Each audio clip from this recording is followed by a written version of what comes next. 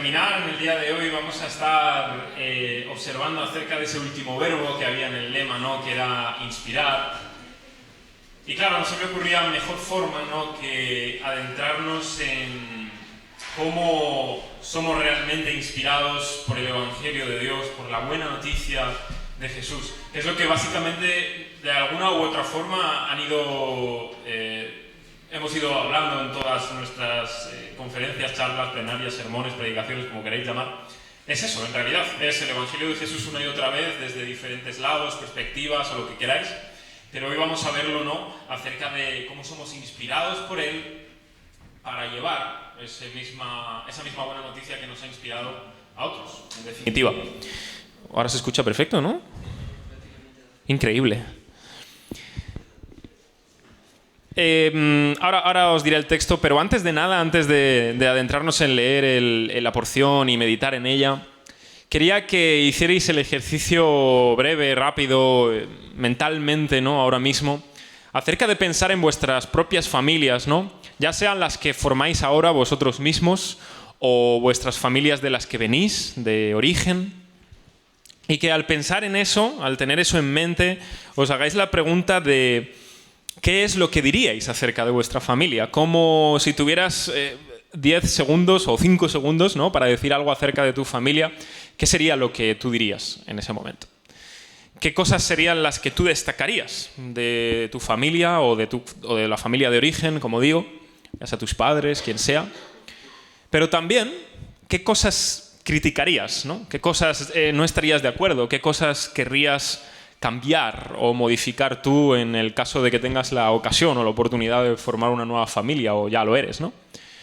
Y con eso en mente, ¿no?, pensando en este tema, sí que de alguna forma venía a mi mente que hay personas, de hecho hay muchas personas que no sienten gran estima por sus familias, sea por lo que les ha tocado vivir, por la situación en la que están, o porque han sido desatendidos, o gente incluso a lo mejor que ni siquiera pues llega a tener padres, o nunca los conoce más bien, porque padres tienen, pero no los conocen.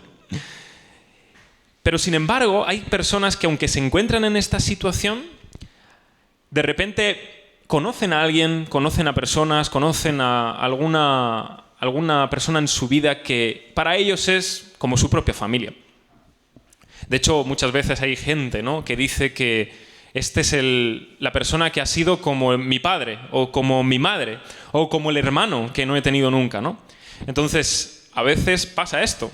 No te sientes a lo mejor conectado a tu familia biológica o natural, pero encuentras otra familia en algún otro lugar, ¿no? Encuentras a alguien con quien estás bien, más o menos, con todos sus defectos y virtudes, pero que puedes ser tú y te conocen, los conoces.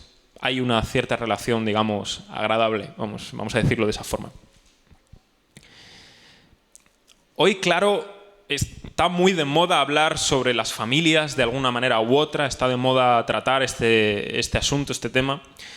Hay algunos que les gusta hablar de la familia para aportar sus opiniones acerca de la diversidad de las familias, de todo tipo de familias. Hay otros que hablan acerca de las familias, de los valores tradicionales, pero Dios no tiene, yo creo, nada que ver con ningún partido u otro. Creo que la posición que realmente Dios nos muestra en su palabra acerca de la familia es muy diferente. No es el partido de estos que queremos que sea muy diversa y muy diferente y estos que queremos los valores tradicionales que siempre han sido, sino que la familia de Dios es aquella que Él ha unido, aquella que Él ha reunido y ha llamado a través del Evangelio de Jesús. Una familia que, por otro lado, está llena de todo, de gente que tiene valores tradicionales y de gente que viene de un mundo muy diverso, de gente inmoral, de gente que es muy moralista, hay de todo. La familia de Dios está conformada por todo tipo de personas y ninguno de ellos están necesariamente en lo correcto, pero Dios los llama. Dios hace habitar en familia a los desamparados, dice en uno de los salmos, ¿no? Y esa es nuestra condición, estamos desamparados. Estamos pues a verlas venir, cada uno por su camino, a su lado, en su dirección, lo que considera y cree. Pero Dios toma a todos estos desamparados que somos nosotros y hace de nosotros una familia. Y Él tiene una familia muy distinta, muy diferente. Una familia que, desde luego, si la viésemos con las directrices con las que hoy se catalogan las familias, es una familia completamente disfuncional, una familia un poco desastrosa, y uno dice, yo no sé en qué se ha metido Dios con nosotros, no sé qué ganas tenía, pero las tuvo. Y así estamos, ¿no? Cada uno de nosotros haciendo lo que podemos, más o menos. Pero lo bueno es que no consiste en lo que hagamos lo que podemos, sino en lo que Dios está haciendo, ¿no? Eso es lo importante. Él puede lo que nosotros no podemos. Él quiere hacer algo que nosotros tan siquiera queremos tantas veces, ¿no? Esa es la buena noticia de Dios. La buena noticia de Dios, por tanto, no es que tú creas en Cristo Jesús para que tengas una familia ideal. A veces se ha planteado esto, ¿no? Tú crees en Jesús y seguro que todos tus problemas familiares se van a resolver tarde o temprano. Las cosas van a ir muy bien. La familia ideal, ¿no? La familia... Me viene a la mente la familia americana, los años ahí 50 o por ahí. Pero no es cierto. Esto no es el mensaje del Evangelio. Y a la vista está, hermanos. Vosotros sois los que habéis experimentado en vuestra propia familia esto. Habéis creído en el Evangelio y no por eso vuestra familia es increíble, ¿verdad? Vuestra familia, pues, en fin, pues tendrá sus cosas buenas y sus cosas malas, pero seguimos siendo pecadores. Y no hemos convertido nuestra familia en lo ideal. Porque eso no es lo principal, no es lo primordial, no es lo que Dios está pretendiendo. Está pretendiendo otra cosa, mejor incluso que el tener una familia ideal. Empequeñecemos mucho el propósito de Dios, lo convertimos en algo que realmente no es. Entonces, ya que estoy hablando de esto, ¿por qué no hablamos de la familia de Dios? Vamos a hablar de eso precisamente, y quiero que me acompañéis a la carta a los Hebreos.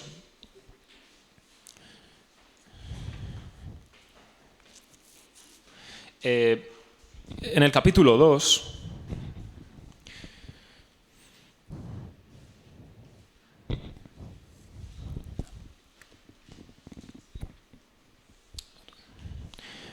y vamos a leer desde el versículo 9 del capítulo 2 hasta el 6 del capítulo 3.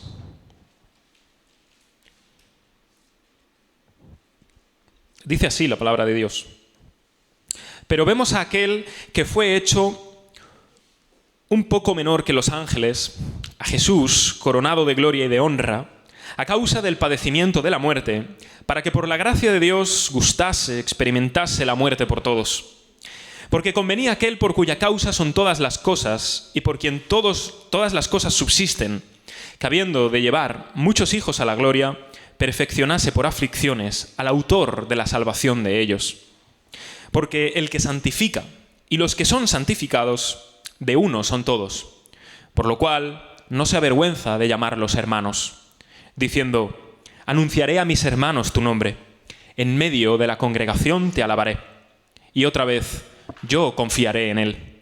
Y de nuevo, he aquí yo y los hijos que Dios me dio. Así que por cuanto los hijos participaron de carne y sangre, él también participó de lo mismo para destruir por medio de la muerte al que tenía el imperio de la muerte, esto es, al diablo, y librar a todos los que por el temor de la muerte estaban durante toda la vida sujetos a servidumbre.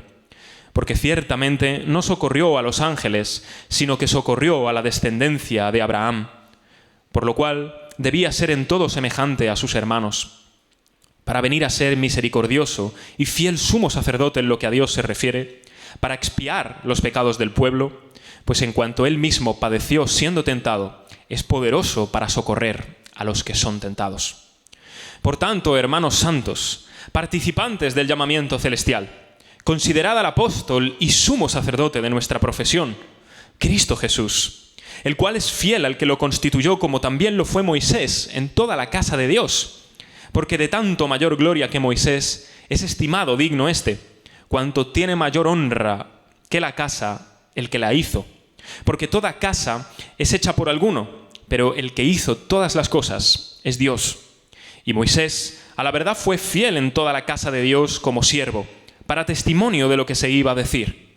Pero Cristo, como hijo sobre su casa, la cual casa somos nosotros, si retenemos firme hasta el fin la confianza y el gloriarnos en la esperanza.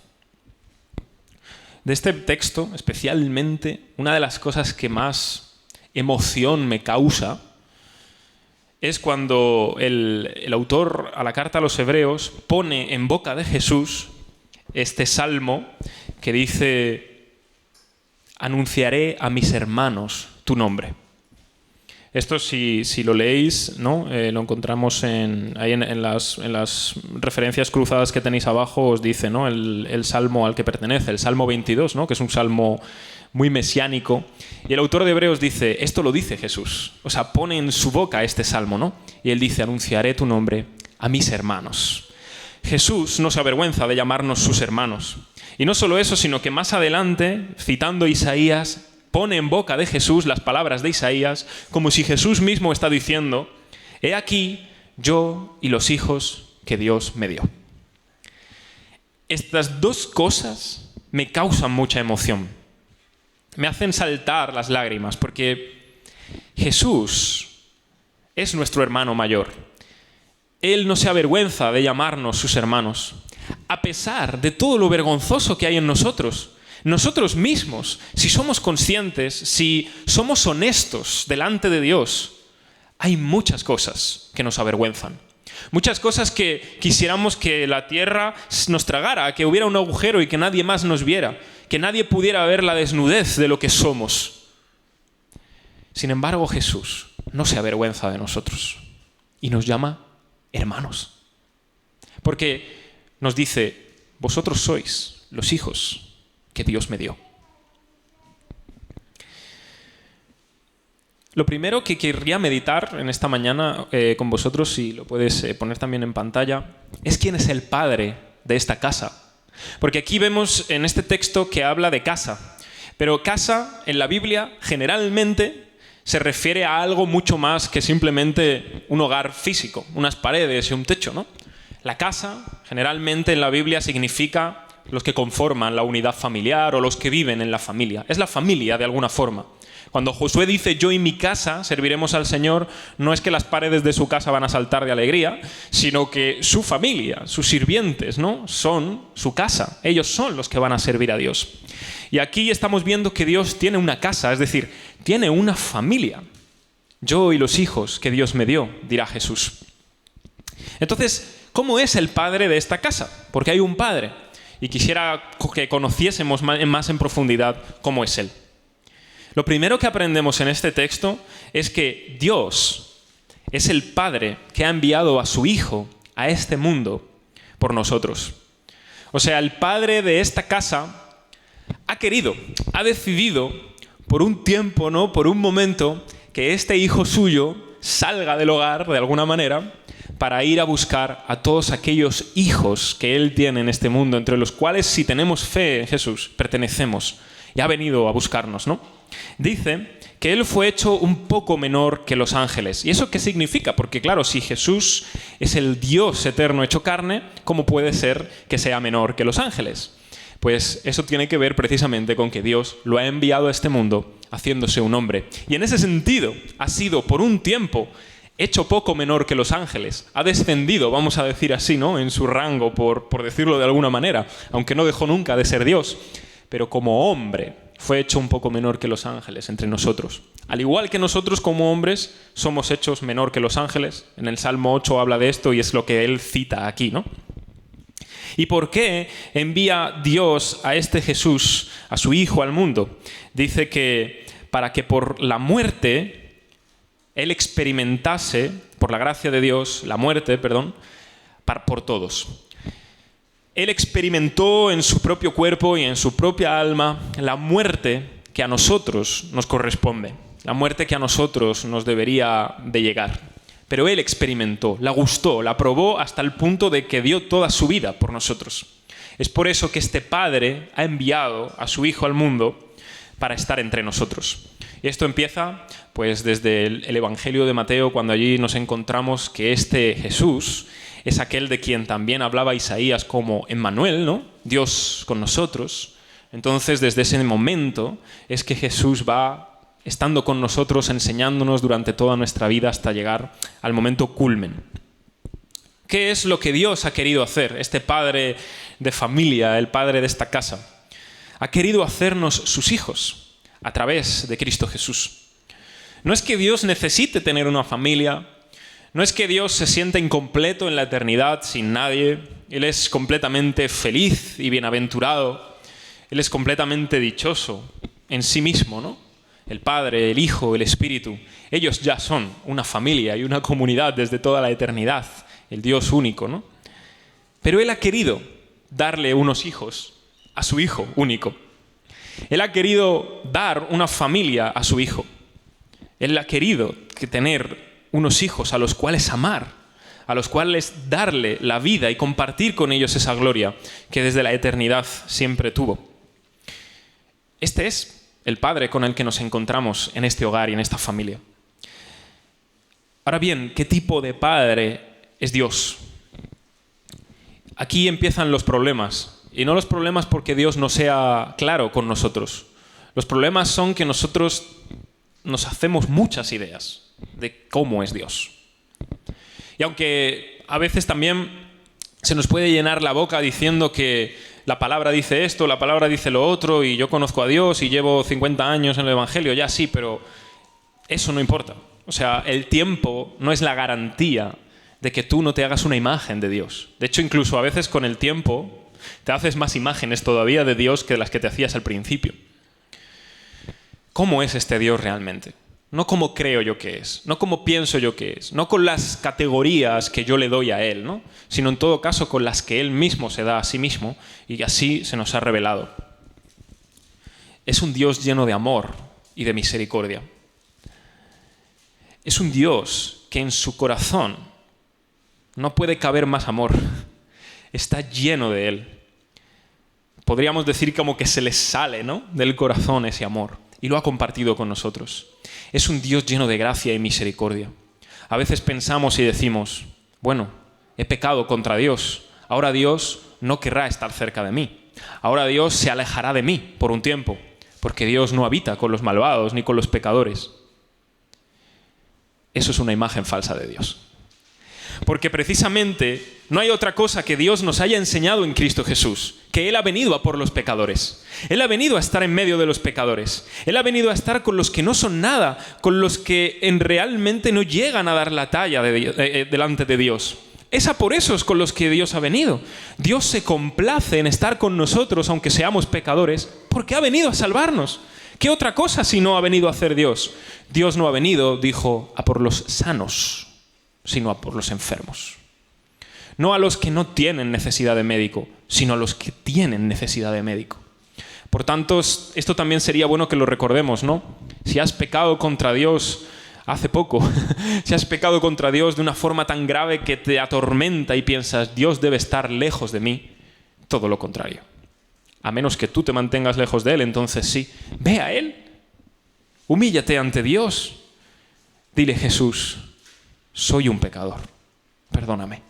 ¿Y tú te crees que Jesús no se va a acercar? Es lo primero que va a hacer. Es su misión. No ha venido a otra cosa. Ha venido a por los pecadores. Cristo Jesús vino al mundo a por los pecadores, dirá Pablo, de los cuales yo soy el primero. Y si Él era el primero, entonces tranquilo que nosotros podemos estar seguros, porque si vino a por el que era el primero, entonces nosotros también tenemos entrada. Es a por eso, a por lo que vino Jesús. Pero Dios, como Padre lleno de amor y misericordia, no significa que sea transigente, ¿no?, con nuestras maldades. Él no es injusto.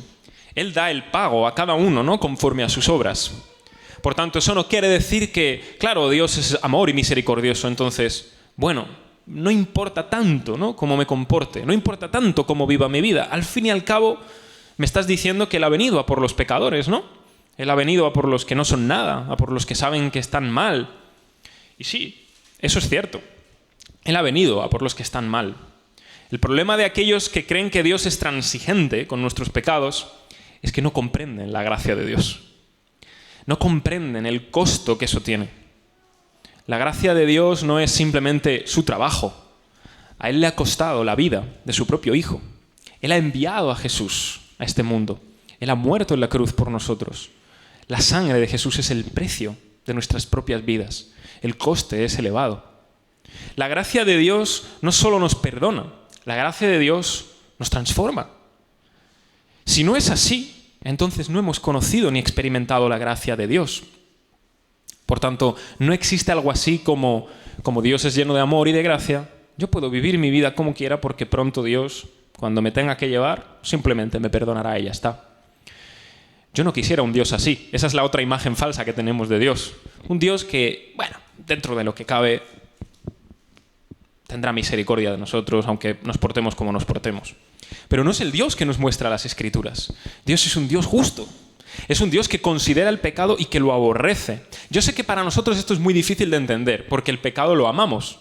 Nos gusta el pecado. Por eso lo hacemos, ¿no? Por eso lo cometemos. Pero para Dios es horroroso. No puede soportarlo. No puede verlo. Quiere estar completamente lejos de él. No quiere que el pecado toque nada de lo que es suyo. Es por eso que viene a por nosotros. Porque aborrece hasta tal punto lo que el pecado hace en nuestras vidas. Y Dios no dejará que nuestra carne y sangre, como dice, ¿no?, llena de esta maldad y pecado, entre a ese cielo. Por eso nos transformará. Por eso hará de nosotros nuevas criaturas, nuevos seres, ¿no? Seremos transformados en toda plenitud. Quería dar estos dos enfoques, o más bien estas dos caras de la moneda, para que entendamos que tanto por un lado como por el otro nos hacemos imágenes falsas de Dios. Ya sea que pensamos que Dios es demasiado duro, demasiado justo como para que ni siquiera tengamos oportunidad de acercarnos a Él, como también pensamos que Dios es tan amoroso y tan lleno de gracia que, bueno, aquí pues cada uno que tire por su lado y total, ¿qué más da? Son falsas imágenes que nos hacemos de Él, pero la Escritura nos habla de que Él es tanto justo como misericordioso. Las dos cosas. Esto lo sabían muy bien los caballeros medievales de aquellas historias novelescas, ¿no? Siempre sabían que la justicia y la misericordia es lo que caracterizaba a un caballero medieval. ¿Y de dónde sacaban eso? De ningún otro lugar que de la Escritura. Dios es el justo y también misericordioso por excelencia. Dios es un Dios de gracia, como dijimos ayer. Me repito porque no tengo otra cosa que decir. Dios es un Dios lleno de gracia. Y esto lo observamos especialmente en lo que Él hizo a través de Jesús. Fijaos que cuando Él dice en el versículo 10, a causa del padecimiento de la muerte, la que sufrió Jesús, para que por la gracia de Dios gustase la muerte por todos. Es decir, fue la gracia de Dios la que hizo que Jesús experimentase en sí mismo la muerte por nosotros. No puede ser de otra manera. Porque si nosotros tuviésemos que experimentar la muerte que nos merecemos, la muerte de la que habla la Biblia desde el principio a Adán, el día que de él comas, de este fruto ciertamente morirás, si nosotros tuviésemos que experimentar esa muerte, según la Escritura, es terrible. Es estar excluidos de la presencia de Dios por siempre. Es sufrir eternamente, querer, desear que eso termine y que nunca acabe. ¿Te imaginas eso? ¿Te imaginas querer que el tormento acabe y que nunca acabe?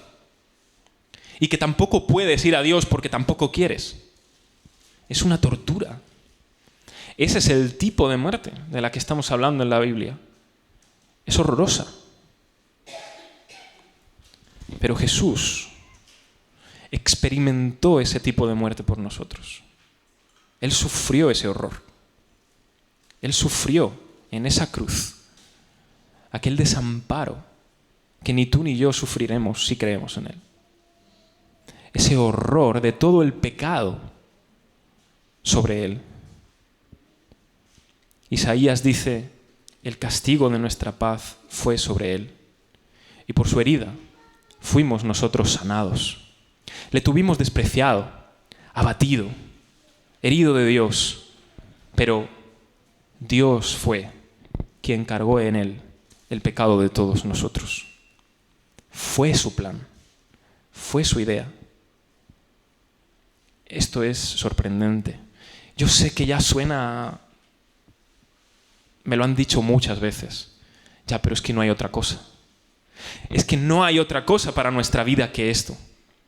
A veces nos aburrimos de este mensaje y queremos buscar cosas nuevas. Bueno, a ver qué nueva cosa se me ocurre en este versículo y lo rebusco hasta la mayoría de las veces. Oh, mira, esto qué maravilloso ya. Pero prefiero saber que Cristo Jesús ha venido a este mundo para morir por mis pecados y quedarme ahí siempre y profundizar en esa verdad durante toda mi vida antes que cualquier otra novedad que se te ocurra o que se me ocurra. Porque eso es mucho más importante. Dios no tenía por qué hacerlo, pero lo hizo. Eso es lo asombroso. Que quiso hacerlo. La verdad, yo no sé cómo explicarlo. A veces siento que no tengo palabras para manifestaros lo sorprendente que es esto. Damos por hecho que si hay un Dios, pues será un Dios bueno, ¿no? Será un Dios de gracia, digo yo. Será un Dios que perdona. Ahora dime tú, ¿por qué? ¿Por qué tiene que ser así? ¿Porque te gustaría? ¿Porque sabes que no tienes ninguna otra confianza ni esperanza menos que sea un Dios así? Da la cosa de que Dios es así y que ha querido salvarnos. Pero no hay en nosotros una razón que a Dios le mueva diciendo, bueno, es que se lo merecen. Pobre gente, ¿no? Pobres criaturas. Él ha querido. Nos amó.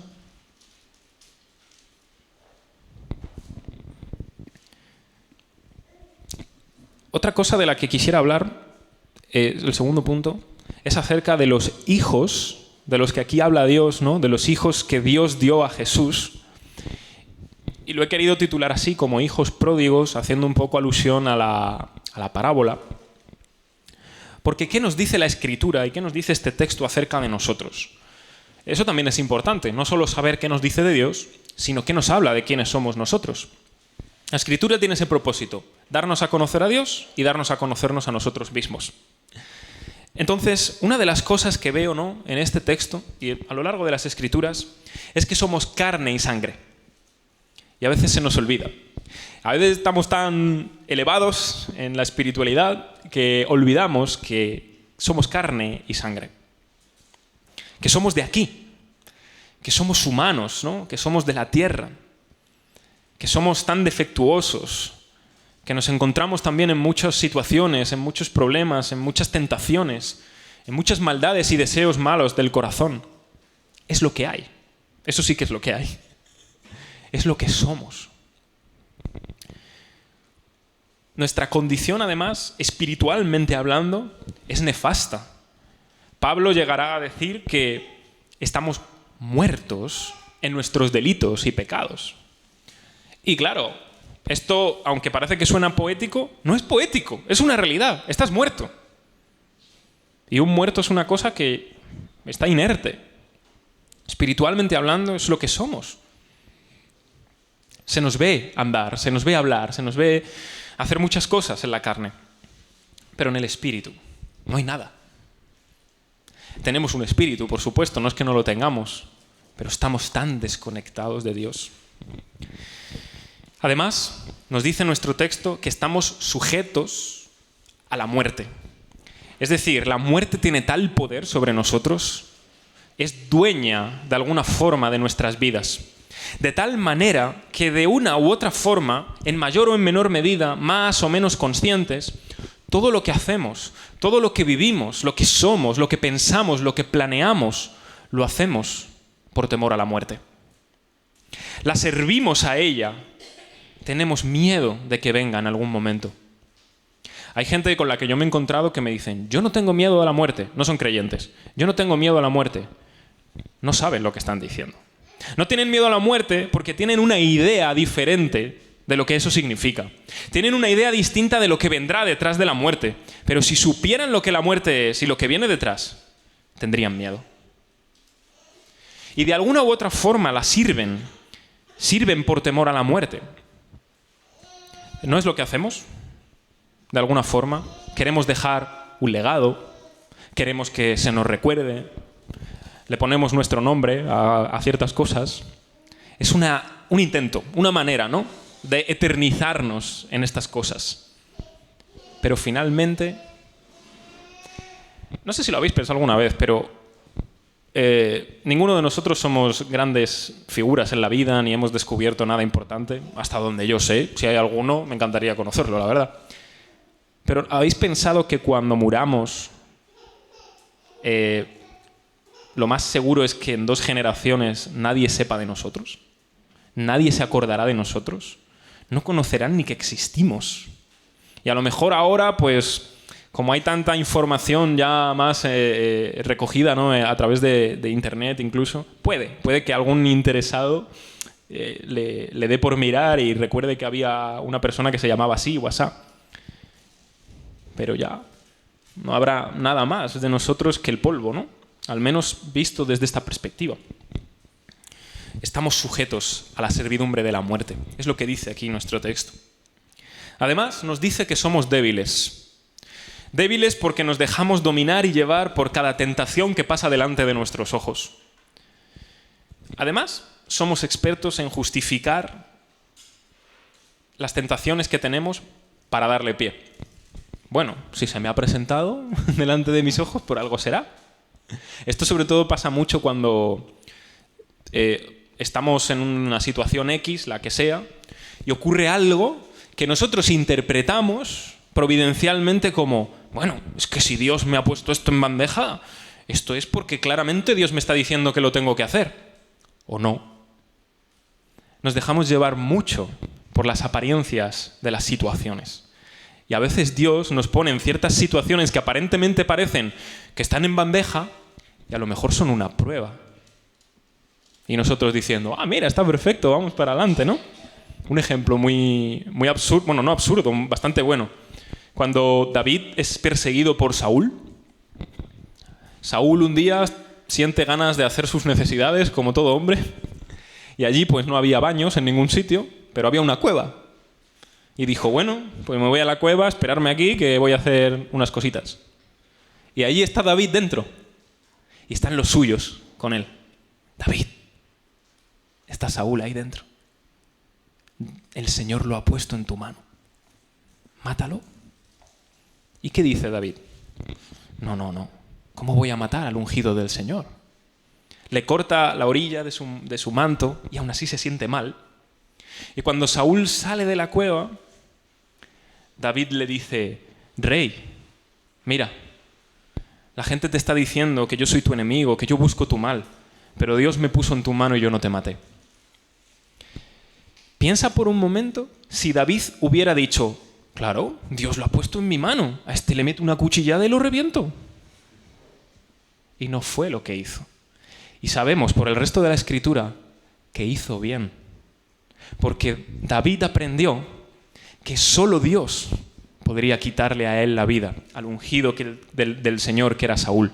Y ciertamente se lo acabó quitando. Él mismo, de hecho, se suicidó. David no se dejó llevar por la apariencia de la situación. No la justificó diciendo, ¿me lo ha dado Dios? Me puso en bandeja el asunto. Así somos nosotros tantas veces. Vuelvo a lo que estaba diciendo antes. Nuestra debilidad nos hace ver la apariencia de las cosas y decimos, sí, ¿no? Se ve claramente, lo justificamos y pa'lante. Y a lo mejor estamos cometiendo un grave error. Pero somos débiles en nuestra carne. Somos débiles porque no tenemos las fuerzas suficientes para sobreponernos a lo que nosotros queremos, lo que nuestra carne quiere, lo que nuestra naturaleza desea, e ir por el lado que el Espíritu de Dios va. No tenemos suficiente fuerza para eso, como digo. Además, nuestro estado natural, dirá Pablo en otra de sus cartas, es que éramos por naturaleza, dice, hijos de ira. Lo mismo que los demás. Lo único que nos ha librado de eso, lo único que ha hecho una diferencia, es que Dios nos amó, nos salvó, vino a por nosotros, yo y los hijos que Dios me dio. Esa es la única diferencia y distinción.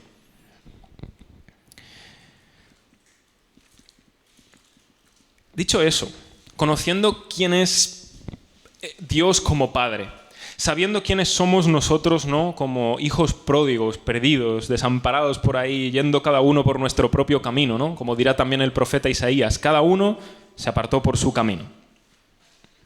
pero el Señor cargó en él el pecado de todos nosotros.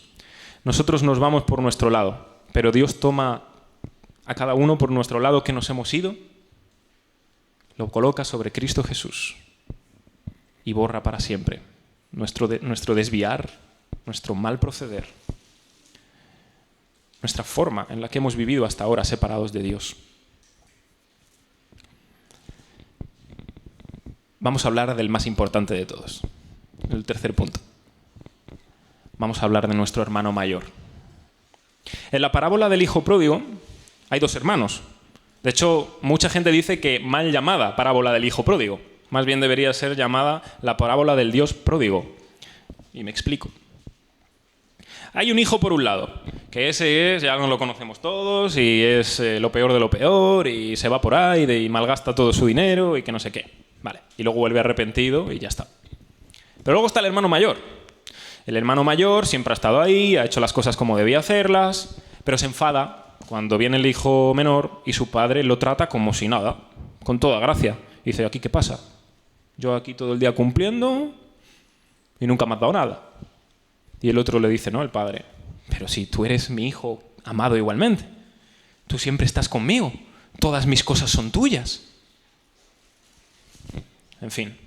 En la época en la que Jesús está contando esta parábola, el hermano mayor tenía una gran responsabilidad. De hecho, el hermano mayor tendría que haber sido el que iba en busca del hermano menor para traerlo. Así que el hermano mayor, por más que esté cumpliendo con la voluntad de su padre, haciéndolo más o menos lo que quiere, se ha desentendido y mucho de su hermano menor. A lo mejor le interesaba. Este que se vaya, yo me quedo con todo. El hermano mayor nunca fue. Nunca lo buscó, nunca quiso saber tampoco nada de él. Sin embargo, el padre de la parábola, que representa, sabemos, a Dios, fijaos qué pródigo es, fijaos qué malgastador es. En vez de coger a su hijo, castigarlo, azotarlo, deshonrarlo, quitarle el nombre, le pone un vestido nuevo, le pone un anillo en su mano, lo viste con un calzado bueno, prepara un becerro. No te creas que todos los días comían becerros, ¿eh? Y hace una fiesta. Cualquiera que hubiera escuchado esta parábola en aquel entonces hubiera dicho, este padre es tonto. Está malgastando toda su riqueza, todo lo que es él. No solo eso, sino que ha sido deshonrado públicamente y le da igual. Y trata a su hijo como si fuera lo mejor. Eso es lo que Jesús quería que viéramos. Que Dios es un Dios, y entendedme la palabra, malgastador. Pródigo. Que derrama su gracia como que parece que la está malgastando. La está derramando por todos lados, pero hombre, ¿qué haces? Sí, pero ese es Dios. Porque la gracia de Dios, en realidad, en Él mismo, no se malgasta. Él sabe que esa gracia suya es lo único que nos puede transformar. Hermanos, estáis aquí escuchando esta palabra, la de ayer, todas estas, y a lo mejor decís, bueno, pero ¿y si me dices algo que yo tenga que hacer para que mi familia vaya un poco mejor? ¿Sabes? No tengo nada que decirte que tengas que hacer. No lo tengo. Y si prefieres eso, pues búscalo. Pero sí que tengo una cosa que te puedo decir que va a hacer toda la diferencia en tu familia. Confía en la gracia de Dios. Pide a Dios su gracia. Porque no hay otra cosa que vaya a cambiar tu vida ni la vida de tu familia. ¿Qué es lo que dice Hebreos mismo en otros capítulos adelante? Acerquémonos pues confiadamente al trono de la gracia para alcanzar ¿qué? Gracia para el oportuno socorro. Hay muchos momentos en los que necesitamos el socorro de Dios. Todos nosotros ahora mismo estamos en situaciones en las que necesitamos el socorro de Dios. Ya sea en nuestra vida personal, en la vida de nuestros hijos, en la vida de nuestros padres, en la vida de quien sea, de mis abuelos, lo que sea. ¿Y qué puedo hacer? Pide gracia. No hay otra cosa. La gracia llega en el momento oportuno para socorrerte. Cuando Dios envió a su Hijo al mundo, nos estaba demostrando que era eso. No era lo que podías hacer. Él ya nos mostró cuál era su voluntad. No tengas dioses ajenos delante de mí. Guarda el día de reposo. No adulteres, no hurtes, no codicies. ¿Y qué hemos hecho nosotros? Todo eso. ¿Has intentado alguna vez cumplir los mandamientos de Dios? ¿Verdad que sí? ¿Cuánto has durado? ¿Cuánto has durado? Dime. ¿Los has podido cumplir? No. Porque la ley de Dios, aparte de que nos muestra cuál es su voluntad, por supuesto, en verdad lo que nos revela es nuestro pecado. No robarás, porque eres un ladrón. No adulterarás, porque eres un adúltero. No tendrás otros dioses ajenos, porque eres un idólatra. Y al mostrarnos nuestra rebelión, decimos, ¿y qué es de nosotros? ¿Y cómo puedo yo alcanzar la justicia de Dios? Hay una cosa. Aparte de la ley, se ha manifestado la justicia de Dios. La justicia que es por la fe en Cristo Jesús. Esa justicia se nos da por gracia. No es una justicia que ganamos, no es una justicia que hacemos, es una justicia que otro ha hecho y nos la da. Pero para eso solo hay una cosa que podemos hacer: renunciar a nuestra propia justicia. Señor, soy un pecador, sálvame. Dame tu justicia, dame tu gracia. Yo no puedo estar delante de ti. Solo tú puedes darme aquello que no tengo ni puedo alcanzar.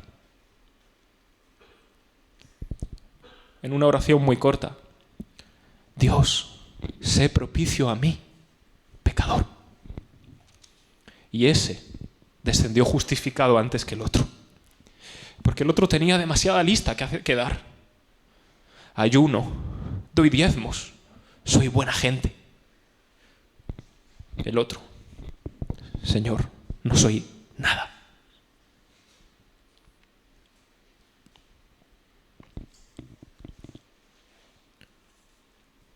Era conveniente que Jesús sufriese la muerte por nosotros. Era conveniente, dice aquí, convenía. No es que simplemente fue una idea más entre otras. Convenía. Era estrictamente necesario. Jesús tenía que probar esa muerte, tenía que experimentarla por nosotros. O si no, no habría esperanza para ninguno. Ni para ti personalmente, ni para tu familia, ni para nadie en este mundo. ¿Por qué tenía que sufrir Jesús? Porque hay mucha gente que dice, bueno, Dios podría perdonarnos y ya está. ¿Es difícil para Él que nos perdone, que nos deje a todos absueltos y ya está? ¿Por qué tenía que sufrir Jesús? ¿Es que acaso Dios es un Dios sádico y terrible que le encanta ver disfrutar a la gente sufrir y más a su Hijo? Es una mala pregunta y tiene una mala respuesta. Porque en realidad lo que Jesús estaba haciendo era sustituirnos. Pero lo hizo porque quiso. Estaba sustituyéndonos en esa justicia que no podemos cumplir. Estaba sustituyéndonos en esa muerte que nosotros debemos morir. Nos estaba sustituyendo en el castigo que debe caer sobre nosotros. Él soportó aquella maldición de la ley, ¿no? Cuando dice Pablo a los Gálatas que maldito es todo aquel que es colgado en un madero. Él fue hecho maldición por nosotros para que nosotros fuésemos hechos bendición de Dios en Él. Al que no conoció pecado, por nosotros lo hizo pecado, para que nosotros fuésemos hechos justicia de Dios en Él. Es una sustitución, es un intercambio en el que, por supuesto, los ganadores o los que salimos ganando somos nosotros, de alguna manera, ¿no? Visto así. Jesús tomó lo nuestro pecado y nuestra muerte, y Él nos dio su vida y su justicia. Por eso, porque Jesús nos ama de esa manera, que ha dado su vida por nosotros, es que Él no se avergüenza de llamarnos sus hermanos. ¿Cuántos de nosotros nos habrá pasado, ¿no? Que vamos por ahí con alguien o, yo qué sé, o alguien de la iglesia a veces y de repente estás en un grupo y suelta una barbaridad o algo y tú dices, me voy de aquí. ¡Qué vergüenza! No me esperaba que fuera a soltar una de estas. Pero Jesús no se avergüenza de llamarnos sus hermanos. A pesar de las tonterías que decimos, a pesar de cuántas cosas decimos que Él dice, a pesar de cuántas veces mostramos a los demás una imagen errónea y falsa de quién es Dios, Jesús no se avergüenza de llamarnos sus hermanos. Porque Él es el hermano mayor que está en la casa del Padre desde siempre y siempre ha hecho su voluntad. Y nos ve a nosotros como hijos pródigos correr hacia afuera. Me das igual, Dios, dame lo mío. No me interesas, quiero vivir mi vida. Y Jesús nos ve desde ahí y sale a por nosotros, nuestro hermano mayor. Él viene corriendo hacia nosotros. Y cuando nos encuentra allí, muriéndonos de hambre, trabajando para no sé quién, cuidando de unos cerdos, Él dice, déjale a este libre, yo pago por él. Y Él se adentra en la oscuridad, en las tinieblas, en la profundidad de ese pago terrible que va a tener que hacer en la cruz.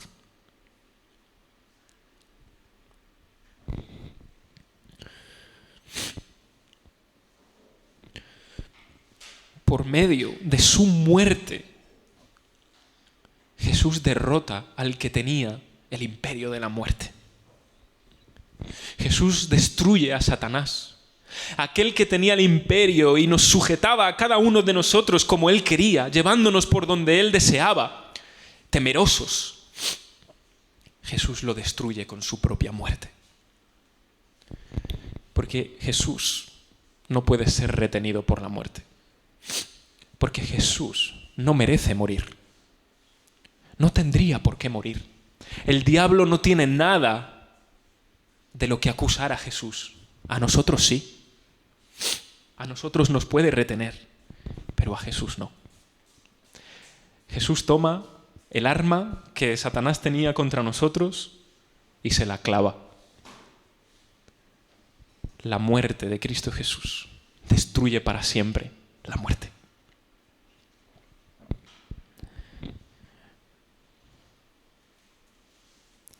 Satanás engañó a nuestros primeros padres y les dijo, no pasa nada, seréis como Dios.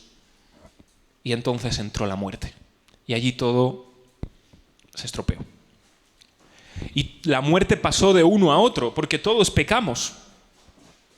Hasta que vino uno que cambió el sentido de las cosas. Hasta que vino aquel que por su muerte lo que logró fue la vida. Y desde entonces se ha invertido el orden. Y todos aquellos que profesamos nuestra fe en Jesús, ese orden se invierte en nuestra vida. Pasamos de la muerte a la vida, de las tinieblas a la luz, de la ira de Dios a su favor y gracia, del castigo que nos merecemos a su perdón.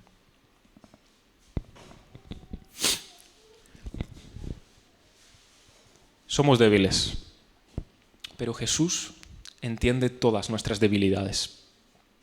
Porque Jesús, cuando vino a este mundo, fue sujeto a todas las debilidades que hay en nosotros. Las vivió, las experimentó, participó de ellas. Cada tentación que se te ocurra, Él la sufrió y peor. Cada dolor, cada debilidad que tú puedes tener, Él sabe lo que es. No que lo conoce porque es Dios y sabe todo. No, lo experimentó. Lo ha conocido de primera mano. Sabe lo que estás pasando. Sabe lo que hay en ti. Sabe que estás lleno de dudas. Sabe que te quejas de Dios. Sabe que te has sentido tentado a hacer algo que no deberías hacerlo y lo has hecho. Todo eso lo sabe. Sabe lo que se siente. Pero a diferencia de nosotros, Él jamás pecó. Y eso es una buena noticia para nosotros. ¿Por qué? Porque Él puede compadecerse de todas nuestras debilidades y podemos acudir a Él para obtener el perdón. Jesús, lo he hecho. He fracasado. Te he deshonrado. Prácticamente te he escupido en la cara con lo que acabo de hacer. Pero perdóname. Tú entiendes mi debilidad. No lo justifico. No lo justifico. He pecado. He hecho esto. Pero perdóname. No justifiquemos nunca el pecado delante de Dios, porque el único que puede justificarnos como pecadores es Dios. Si justificamos nuestro pecado, estamos diciendo, Dios, no necesito tu justicia. Vale, pues adelante, allá tú. Dejemos que Dios haga su trabajo, que justifique nuestras vidas, que somos pecadores, por medio de la justicia que ha logrado a través de Jesús, lo que Él ha hecho en la cruz por nosotros. Menuda familia, ¿verdad? Pero Jesús no se avergüenza de llamarnos sus hermanos. He aquí yo y los hijos que Dios me dio. Cuando estemos en la eternidad, cuando pasemos todo este trago que hay en esta vida, con sus sufrimientos y con sus alegrías, con sus dolores, con sus tristezas, con sus buenos momentos, cuando lleguemos a ese día, cuando por fin veamos a Jesús cara a cara, cuando después de haber visto lo que hemos sido, antes lo cantábamos, cuando pienso en lo que he sido y hasta dónde me has traído, me asombro. ¿Te asombras? Yo a veces canto eso y ni me asombro. Debería asombrarme. Porque el día que lo veamos allí, el día que estemos junto a Él y seremos como Él, Él dirá a su Dios y Padre, Padre, he aquí yo y los hijos que me diste. No perderá a ninguno de ellos. Estaremos con Él para siempre. Esa es su familia. Jesús no va a perder a su familia. Nosotros no podemos hacer nada por los nuestros. Nos gustaría hacerlo, pero no podemos. Pero hay una cosa que podemos hacer. Clamar a Dios. Señor, dale gracia a los míos. Y enseñarles una y otra vez el Evangelio. No pierdas el tiempo. Cuéntale a tu familia una y otra vez lo que Dios ha hecho por ti en Cristo. No pierdas el tiempo, por favor. Déjate de estupideces, déjate de tonterías, déjate de miles de cosas que se te ocurran de la Biblia. Olvídate qué ha hecho Dios por nuestros pecados. No hay nada más que Dios use para salvarnos. Medita en esta cruz de Jesús. Hazlo cada día de tu vida. Cada día de tu vida piensa en lo que Jesús ha hecho por ti. Y no te aburras de ese mensaje, porque no hay otro en el que Dios nos salve. No puede ser aburrido aquello que Dios ha hecho por puro amor a nosotros. ¿Sabes lo que cantaremos en la eternidad? No sé si habéis leído. Pero allí cantaremos a aquel que derramó su sangre por nosotros. Allí cantaremos al Cordero de Dios que fue inmolado por nosotros. Por tanto, ¿qué estaremos cantando sino su cruz? No sé cuánto recordaremos de nuestra maldad. No sé cuánto sabremos de nuestro pecado en ese día. Pero sí sé que aquel día sabremos que Él murió por nuestros pecados. Y en ese hogar, en esa familia, entonces sí llegará el día en el que seremos una familia ideal. Seremos una familia perfecta. Ya no habrá en nosotros el llanto, el dolor, el sufrimiento, el pecado, el desentendimiento, las peleas, las discusiones, los malos procederes, las malas palabras, los malos gestos que ahora hay. Ese día seremos como Él es. Estaremos llenos de Él, de todo su amor, de su espíritu con nosotros. ¿Tú quieres lo mejor para tu familia? Cuéntales a tu familia acerca de esto. Cuéntales lo que Dios ha hecho por ellos y que crean, por amor de Dios, que crean. Que crean. Y mientras tanto, pide a Dios cada día de tu vida. No te canses, no desmayes. Pide por los tuyos. Si aún no conocen a Jesús, ruega a Dios que los atraiga a sí mismo. Dios no olvida ninguna de tus oraciones. La madre de San Agustín, de Hipona, Mónica, oraba por él día tras día. Ella se convirtió al cristianismo, pero su hijo andaba perdido por otras zonas, por otras cosas, por otras filosofías. Pero su madre oraba por él día a día, día a día. Agustín un día decidió irse a Roma, creo que era, y la oración de Mónica, su madre, fue: Dios, no dejes que mi hijo se vaya a Roma. ¿Y contestó Dios su oración? No. Su hijo se fue a Roma. Pero allí conoció a uno de los obispos de una de las iglesias que le habló el Evangelio y Agustín se convirtió. Y creo que no tengo que decir que Agustín es uno de los padres de la Iglesia que más ha influenciado todo el cristianismo en su teología. Dios escuchó la oración de esa mujer. Esa mujer que no se daba por vencida de que Dios podía salvar a su hijo. Y lo hizo.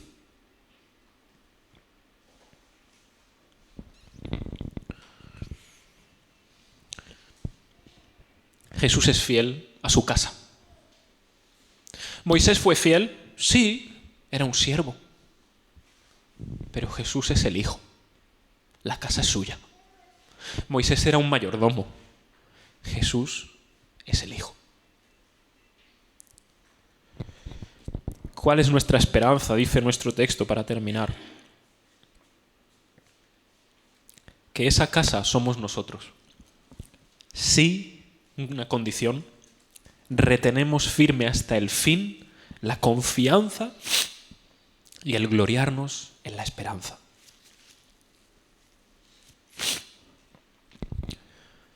No hay otra cosa que podamos hacer que seguir creyendo, permanecer, mantenernos, perseverar en esta fe y seguir teniendo la esperanza de aquella gloria que nos espera. Si nos mantenemos ahí, somos la familia de Dios, somos su casa. No somos su familia si somos mejores, lo cual está muy bien. No somos su familia si mi hogar y mi casa cambia tan radicalmente que básicamente puedo salir en un anuncio. Eres la familia de Dios si mantienes tu fe en lo que Jesús ha hecho por ti. Y en la gloria de esa esperanza que tenemos, de que Él volverá por nosotros, de que Él nos dará la promesa que realmente nos ha dicho, la vida eterna. Él no sufrió en vano en la cruz. Él no padeció en la cruz simplemente porque se le fue de las manos. Era su plan. Y lo hizo por nosotros. Esto es más inspirador que cualquier otra cosa. No se me ocurre otra cosa más inspiradora que lo que Jesús ha hecho por nosotros. Si tú quieres inspirar a alguien, déjate de películas. Cuéntale lo que Dios ha hecho. Es lo más importante. Es lo mejor. No hay una obra mejor que esa. Nada de lo que se te ocurra, nada de todos los recursos que tú tengas serán mejor que lo que Dios ha hecho por Cristo Jesús. Vamos a orar. Vamos a pedirle al Señor que nos conceda esa gracia.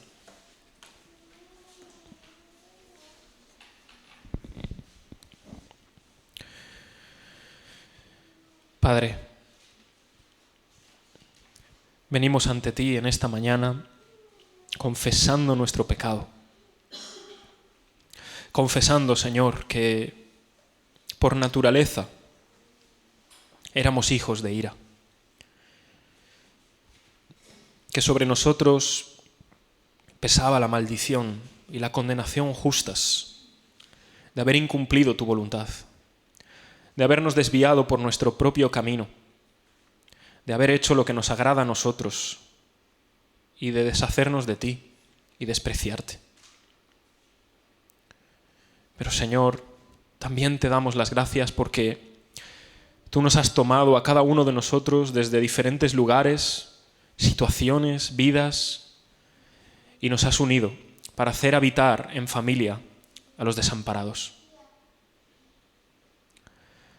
Sabemos que estábamos desamparados, pero ahora tenemos un Padre, que éramos huérfanos, pero que ahora tú eres nuestro Dios.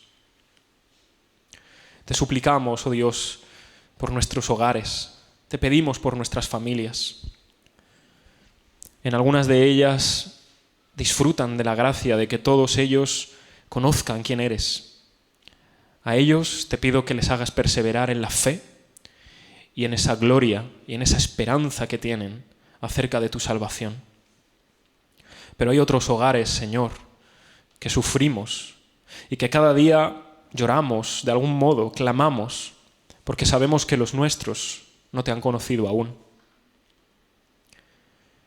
Y a veces nos sentimos desesperados, sin ganas de seguir, frustrados, resignados a que simplemente pareciera que ya nunca más habrá esperanza. Pero Señor, volvemos a ti una vez más. Te pedimos por nuestros padres, te pedimos por hijos, te pedimos por primos, sobrinos, tíos, abuelos, personas que están en nuestro corazón, cuyos nombres conoces. Los hemos puesto delante de ti una y otra vez. Y te rogamos, Señor, que hoy sea el día de su salvación. Que escuchen tu voz y que no endurezcan su corazón, sino que miren a Jesús, aquel que fue crucificado, y que una sola mirada les dé la vida, como dio la vida aquella serpiente elevada en el desierto. Así aún más todavía ahora, el que ha sido levantado en la cruz puede dar vida con una sola mirada de fe. Señor, te ruego que nos asombres más por tu Evangelio, que nos inspires aún más por lo que tú has hecho con Cristo Jesús a través de Él, que esta sea nuestro tema principal, que todo lo demás gire alrededor de lo que Jesús ha hecho, que Él sea el sol sobre el cual orbita todo lo demás. Y te suplicamos que así como nos inspira a nosotros, podamos inspirar a otros con lo único que realmente tiene poder, con el mensaje del Evangelio, de esa buena noticia, de lo que tú has hecho por medio de Cristo Jesús. Señor, oye nuestras oraciones, considera nuestros clamores y míranos no conforme a nuestros pecados, no según nos merecemos, sino según tu gracia. Señor, venimos a ti en la promesa de que nos acercamos a un trono de gracia, en el que hay gracia para el oportuno socorro. Danos, Señor, ese socorro. Danos esa salvación en cada una de las cosas que las necesitamos y te lo pedimos. ¿A quién sino a ti podremos acudir? ¿En quién sino en ti podemos confiar? Dios mío, que tu gloria sea manifiesta en nuestra vida, en nuestros hogares, en nuestras familias, en los hogares paternos. Sí, Señor. Que la sangre de Cristo Jesús los limpie, los perdone, los cubra. Y tu gracia sea para ellos el mayor de los regalos, el mayor de los tesoros. Te lo suplicamos en Cristo Jesús. Amén.